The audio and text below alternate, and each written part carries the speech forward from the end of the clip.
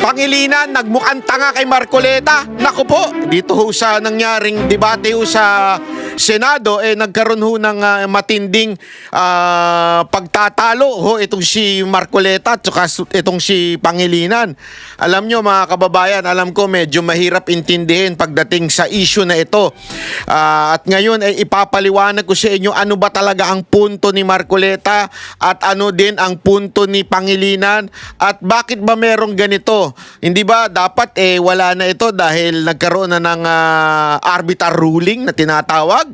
Pero dyan lang kayo dahil ipapaliwanag ko sa inyo sa lingwaheng maiintindihan ninyo para naman kayo'y maging aware what is really happening on this issue kasi marami yung gumagamit itong issue na ito hindi naman dahil gustong maliwanagan o hindi naman dahil gusto magkasundo at maayos yung sigalot dyan sa West Philippine Sea, ngunit dahil gusto lang nilang gamitin sa politika itong issue na ito. At yan ay ating aalamin ngayong araw na ito kaya huwag kayong bibitaw at kung pwede naman, baka lang naman gusto ninyong mag-subscribe kayo dito at baka naman gusto ninyong magkaroon ng pagkakataon na kayo rin po ay makatulong dito ho sa channel na ito. Pwede rin ko magpa-member, ika nga. Diyan po, yung membership po ay may monthly ho yan. Ngunit yung sa subscription, wala po yan. So, kung ano man ang gusto ninyo, nasa sa inyo na po yan. Pero sana man lang, kahit subscription man lang. Okay? So, ito na nga, pag-usapan na natin tong issue na ito. Una sa lahat, ito.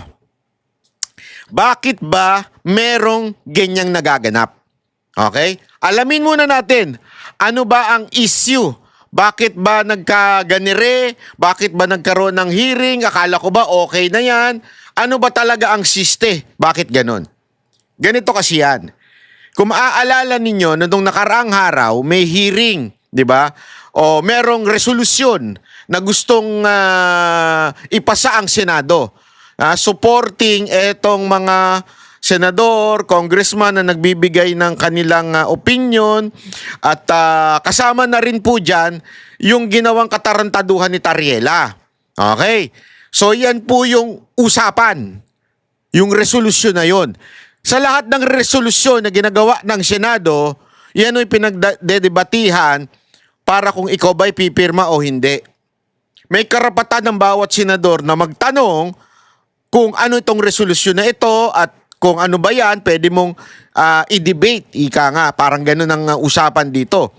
Ngayon, itong resolusyon na to, marami nang may gusto dyan. Walang problema. I think 15 silang senador. Pero yung mga katulad ni Marcoleta at si I think Senator Amy and Senator Robin, may konting pagtutol. Lalong-lalo na po. Actually, ang pagtutol lang naman nila, yung etong si Tariela, yung the way na nagsasalita si Tariela na tila akala mo siya ang spokesperson ng buong Pilipinas. Pag umpugin ko kayo ni hindi, biro lang. Di ba? Parang feeling niya siya talaga yung spokesperson ni Marcos So, eto nga ang nangyari nun. So, dahil nga medyo ayaw ni Marcoleta yung ganong klaseng attitude ni Tariela, meron din siyang ilang mga gustong i-clarify na issue at yan ang pag-uusapan natin. At dahil dyan, nagbanggaan ngayon si Pangilinan at si Marcoleta sa isang matinding debate. At dito, malalaman mo talaga kung sino ang may utak at sino yung trapo. Huwag naman bobo, hindi naman bobo. Namumulitika, ika nga. Okay? Pakinggan po natin itong debate na to. I'd like to thank my colleague from the gentleman from Pampanga and Quezon City for having readily accepted questions from this representation. Mr. President, in the sponsorship speech of the Honorable Senator from Pampanga and Quezon City, he said that the resolution will signal our resolve to prevent China from claiming 500,000 square kilometers of our exclusive economic zone. I'd like to ask the gentleman, Mr. President, where did he get his data of 500,000 square kilometers? Yan. Yan muna una. Saan mo nakuha yung data mo na sinasabi mong 500 plus ang layo na atin? Ayan ang unang tinatanong ni Marcoleta. Tingnan ninyo ha. Yes, Mr. President, the data was taken from the computations based on the Philippines 200 nautical miles exclusive economic zone, Mr. President, and juxtaposed with the claim of the of China in the 10-dash line, wherein about 90% of the West Philippine Sea, South China Sea, is being claimed by them. Doon pa lang po, ang labo na ng sagot niya. Ulitin natin ha. Para mas maintindihan ninyo. Iuulit natin. Ito ang tanong. Bakit yung sagot mo ang labo? From the gentleman from Pampanga and Quezon City to for having readily accepted questions from this representation. Mr. President, in the sponsorship speech of the Honorable Senator from Pampanga and Quezon City,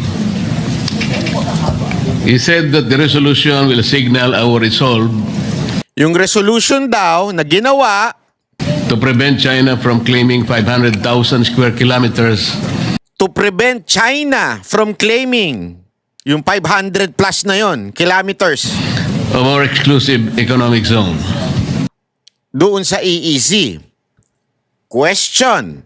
First and foremost, ano ba yung putang ng EEZ na yan? Kasi totoo naman eh. Ano ba kasi yan? Ano ba yung EEZ na yan? Oh, Exclusive Economic Zone. Ibig sabihin, eksklusibong zonang pang-ekonomiya. Ibig sabihin yan, bahagi ng dagat na 200 nautical miles mula sa baybayin kung saan ang Pilipinas lang ang may karapatan, mangisda, magmina ng langis at gas at gumamit ng likas na yaman. Ulitin ko ha, etong EEZ na to, hindi ito pag-aari ng lupa, pero pagmamay-ari ng yaman. Walang may-ari ng dagat. Tandaan nyo ho yan. Diyos lang ang may-ari niyan. Ang pagmamay-ari lamang dyan ay yung yamang dagat tulad ng isda, magmina ka ng langis at gumamit ng likas na yaman. Diba? Parang fish pond.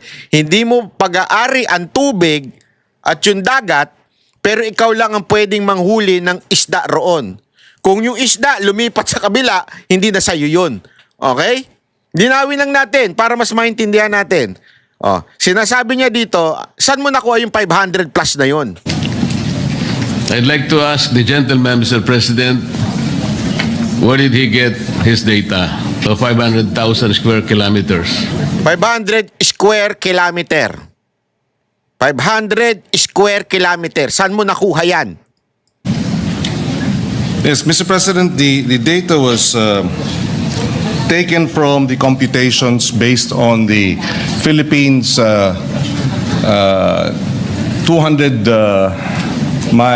nautical miles exclusive economic zone, Mr. President. So nakuha daw niya doon sa 200 nautical miles na EEZ. Okay? And juxtaposed with the claim of the of China in the 10-dash. Which oppose the claim of China yung 1-dash line. Kasi ano ba itong 1-dash line na ito? Linawin din naman natin. Kasi alam nyo, merong tinatawag ang China na 9-dash line. Ano ito? Guhit na inaangkin ng China sa halos buong dagat. Inaangkin ng China. 9-dash line. Gumuhit ang China. Ito, akin to. Yun ang sinabi ng China. No. Ibig sabihin nun, isang sariling guhit lang ng China na walang basihan sa batas. Ayon sa ruling, walang legal na bisa. Parang gumuhit ka ng bilog sa mapa, sabihin mo, akin to. Diba? Hindi pwede yan. Yung parang ginagawa ni FLM. Lahat ka, makita mo, akin yan. May sariling mundo, ganon. Hindi pwede kung walang titulo.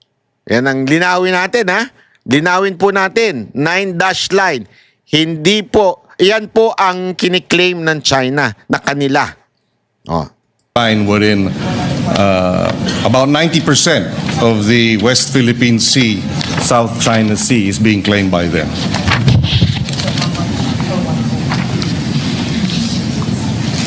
Mr. President, is the gentleman aware that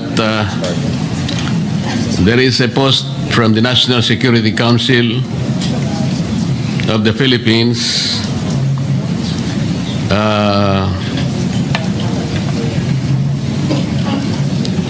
saying that our West Philippine Sea is approximately 381,000 square kilometers?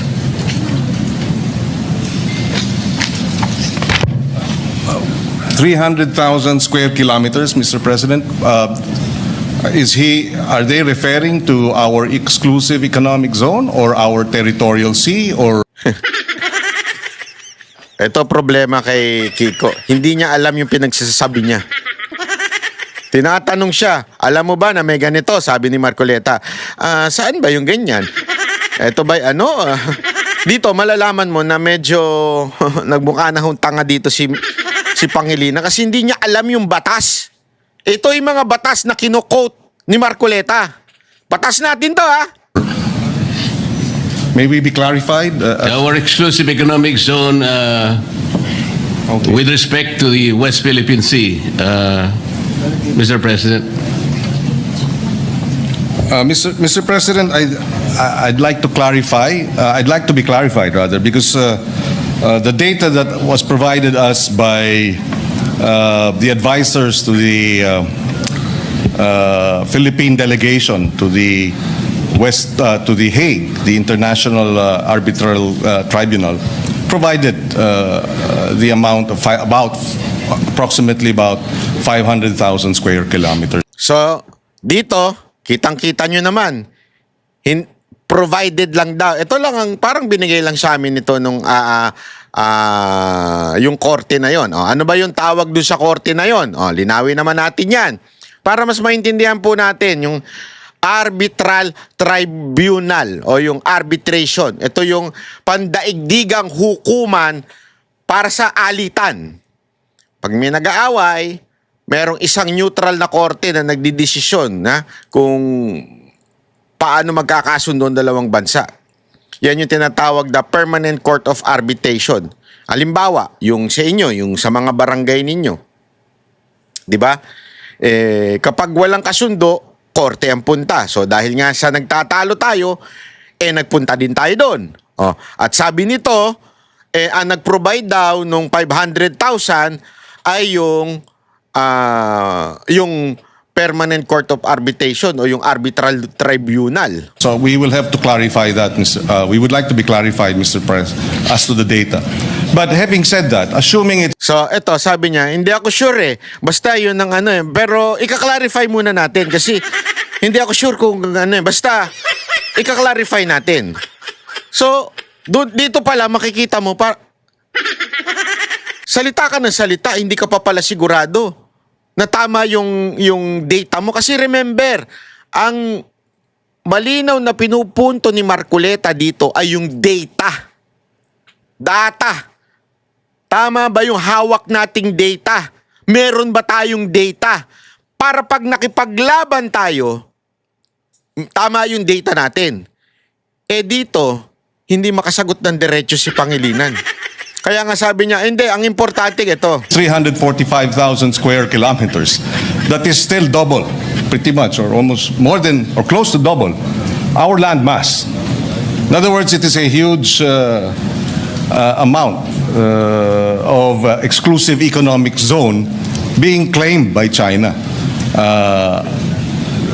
That we have sovereign rights over our territorial sea, as well as we have exclusive rights over our exclusive economic zone, which includes, as the gentleman has mentioned, at least from his data, 360,000 plus square kilometers. So dito, mukhang makukuha mo na yung pinupunto ni Marcoleta dito. Hindi niya kini-question yung ruling. Naniniwala siya, tama yung ruling. Walang problema, okay yan. Panalo tayo dyan, atin yan. Ang tanong, dun ba sa ruling, nakasulat ba dun, alin yung simula noong tinatawag nating EEZ? Saan ba ito? Paano? Anong linya ito? Kasi napaka-importante, 'di ba, na sinasabi ng mga ruling na 'yan. Tandaan natin yung ruling po ang sinasabi po diyan, mali yung 9-dash line. At ito ay tinatamaan yung EEZ natin. Okay? Yan po yung ruling. Ang tanong, asan doon yun? Yun yung pinupunto ni Marcoleta. Saan ho? Hindi lang basta pwedeng, hindi, panalo tayo dyan. Basta panalo tayo. Asan yung kiklaim natin? Panalo tayo dyan. Yun na importante dyan, panalo tayo. Diba?